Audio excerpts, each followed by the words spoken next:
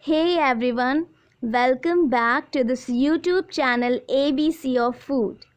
And today I'm going to teach you an other interesting topic of microbiology, which is biological status of microorganisms.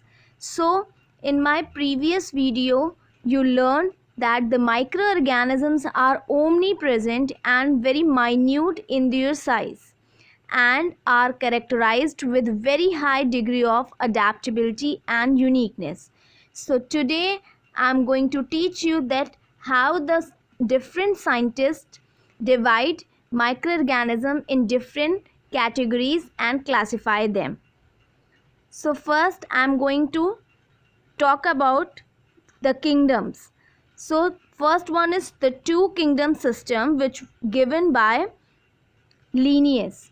So Linnaeus recognized two primary kingdoms. The first one is Plantae and the second one is Animalia. And this division is on the basis of some structural and functional characters.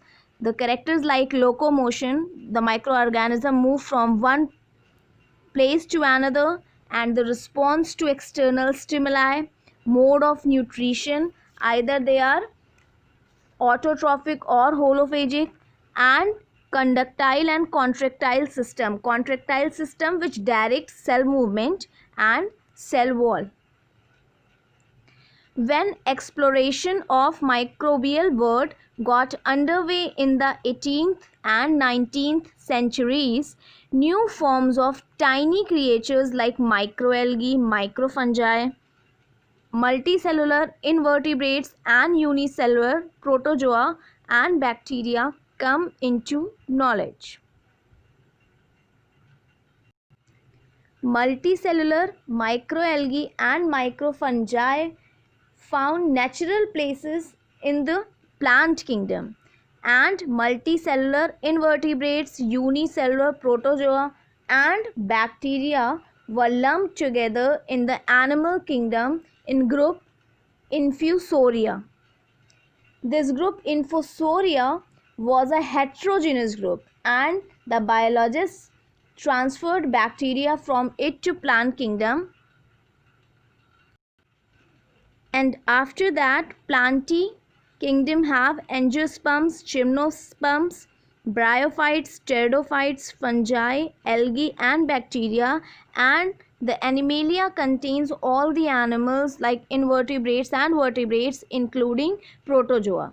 And this bipartite division of organism was in fact a satisfactory one till the man was only well familiar with the highly differentiated advanced organisms like cats, cabbage, buffaloes and mango.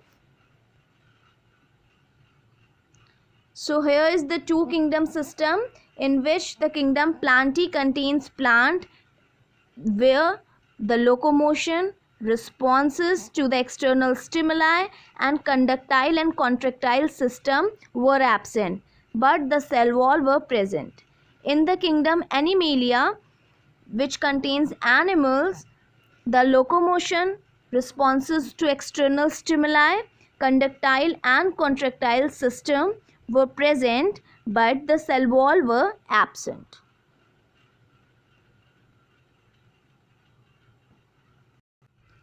As the knowledge of the properties of various groups of microbial life exploded around the middle of the 19th century, it became apparent that at this level of biological knowledge, a division of a living world into two kingdoms cannot really be maintained on a logical and consistent ground. So, the three kingdom system was introduced by Haeckel,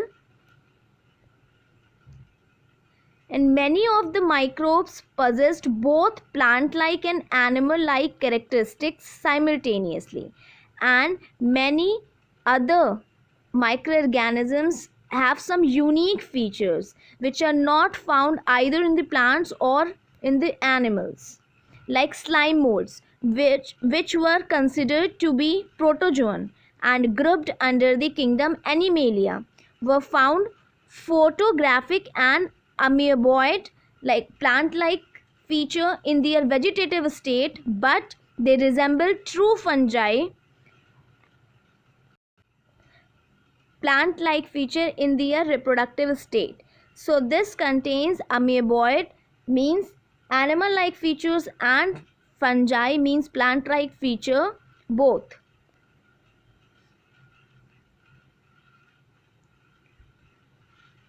Many algae and fungi which were earlier thought to be immotile, thus classified as plants, were found either motile or producing motile structures like zoospores, gametes during their life.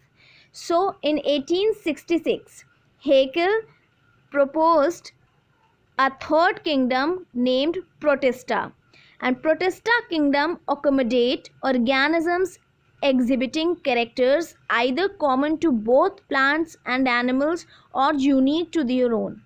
Haeckel proposed a three-kingdom consisting of Kingdom Protista, Plantae, and Animalia, and this arrangement was done on the basis of morphological complexities, tissue system, division of labor, and mode of nutrition.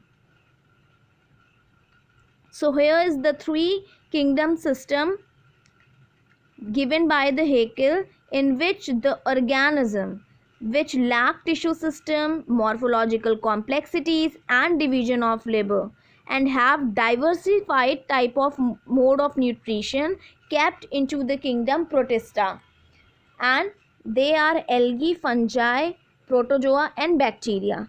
And all the organisms which have diversified tissue system with well defined division of labor and maximum morphological complexities can divided into two kingdoms.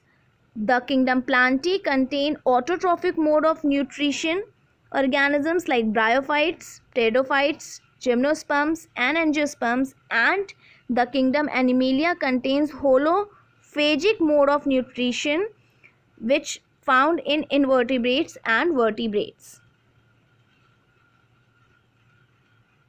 After that, the four kingdom system was introduced, which concept given by the Copeland. So with the discovery of electron microscope, which is done by the Knoll and Ruska, it becomes possible to examine the structure of a cell with very high degree of resolution. After the electron microscope, scientists were able to examine and identify the microorganisms very well. This newly recognized line of demarcation run through kingdom Protista, which was subjected to a division into two groups: the lower protists, including all prokaryotic protists like bacteria and blue-green algae, and the higher protists, including all eukaryotic protists which have algae other than blue-green, and fungi and protozoa. So lower protists are basically prokaryotes, and higher protists are basically eukaryotes. And Copeland created a new kingdom Monera to accommodate lower protists and retain the higher protists under the kingdom Protista, but he called this kingdom as Protocista, and Plantae were replaced by Metaphyta and Animalia were replaced and called Metazoa. So the finally four kingdoms of Copeland were Protocista, Monera, Metaphyta, and Metazoa. And here is the four kingdom system given by Copeland, in which the lower protists were kept in the kingdom Monera, which are bacteria and blue-green algae, and the higher protists kept in the kingdom Protocista, which are algae, fungi, and protozoa, and the plants kept into the kingdom Metaphyta, which contains bryophytes, pteridophytes, gymnosperms, and angiosperms, and the animals kept into the kingdom Metazoa, in which all the invertebrates and vertebrates include. So this is all about today's topic, and I hope that you get each and everything in a proper way and get the notes too. So in the next video I will teach you about the five kingdom system which was given by Whittaker.